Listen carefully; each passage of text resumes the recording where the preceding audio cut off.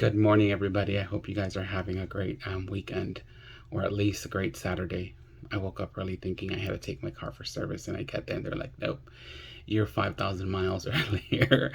So they sent me back home. But I wanted to do this video.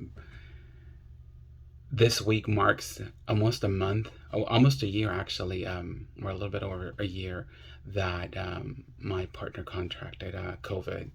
On the 23rd of last year is when he was diagnosed with pneumonia from one day to another, and it progressed until they were able to diagnose him with COVID. He was hospitalized for a couple of days. He was in the hospital, and it was a scary situation because it went from I'm going back home to, oh no, I'm not going home. They're keeping me here within like 3 minutes. So it was scary for me being at home and not knowing what was happening, at that time. Well, still, you can't just accompany anybody to the hospital or to the doctor right now. So I couldn't go with him. He was driving on his own. He went there, he got there, sat down. We were in contact via video chat, and um, it went from he texted me saying, I'm going back home, they're gonna let me go, and then it went to within a couple of minutes they're keeping me. So, and then we lost connection for about 3 hours. So it was very scary, very intimidating for me.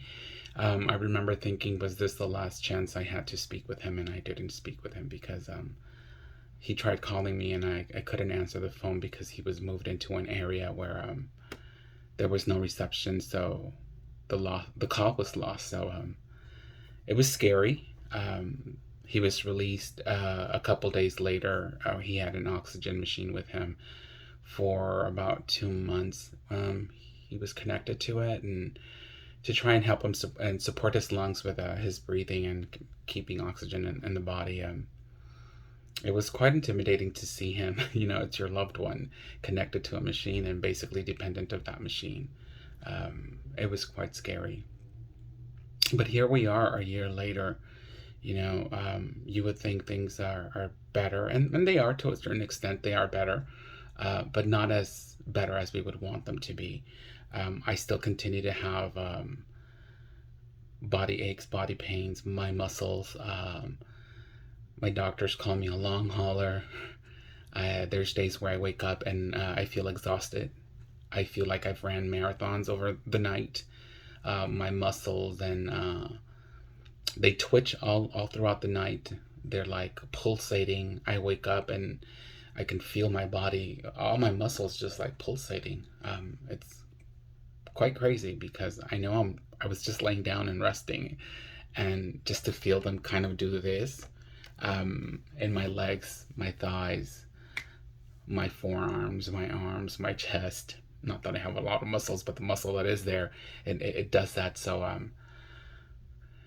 I guess, the effects or the side effects, however we want to call that, of having contracted the virus last year, is they're still effective in my body. They're still affecting my body to a certain extent.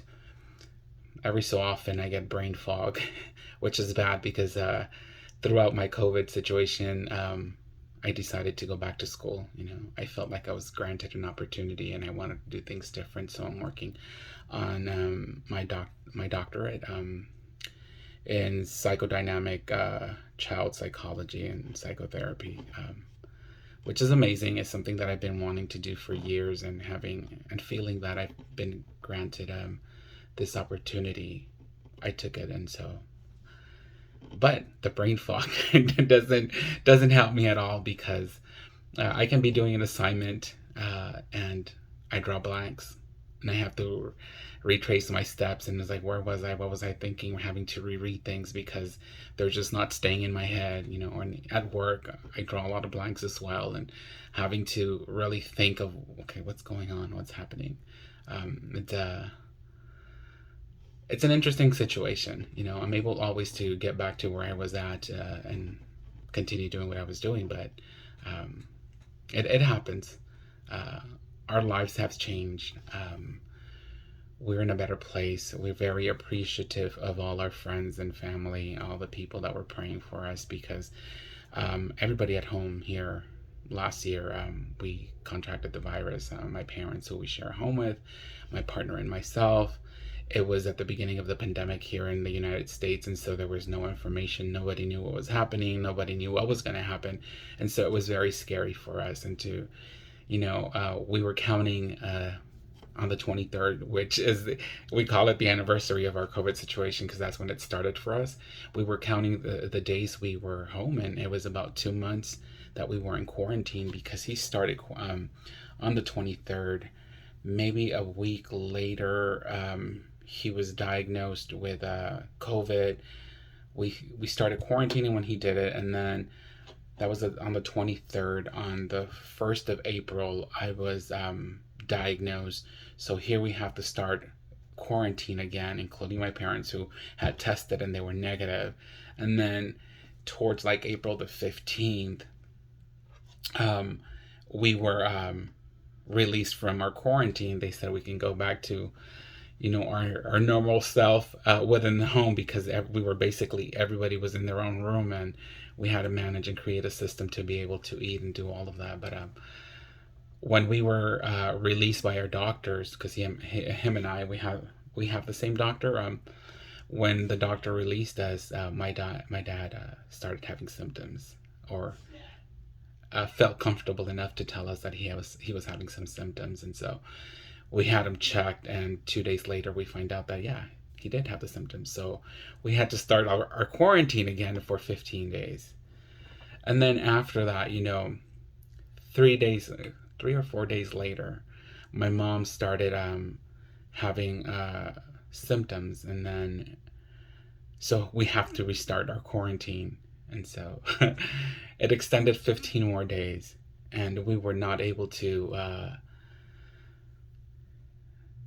I think May the 7th was when my mom and my dad were able to fully be cleared from their quarantine, because back then there was this thought of, you have to quarantine because you get the virus, and then you have to do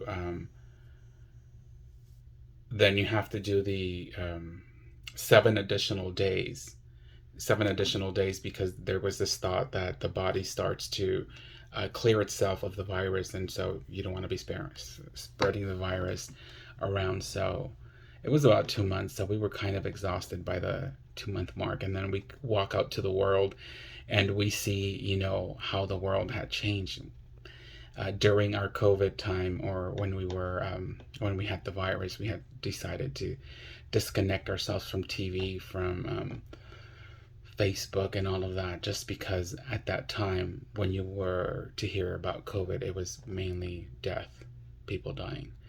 And we having the virus, we didn't want to think that. So coming out into the world was kind of scary. But here we are a year later. I still have some of the symptoms here and there. He does too. I still have to use the inhaler every so often. But we overcame. Thank you, everybody. Thank you for your prayers. We still hold on to faith. We still pray for the world, pray for peace, pray for people who may have it, pray for those who are there to support us while we have it. Thank you very much, and I hope you continue to have a great day.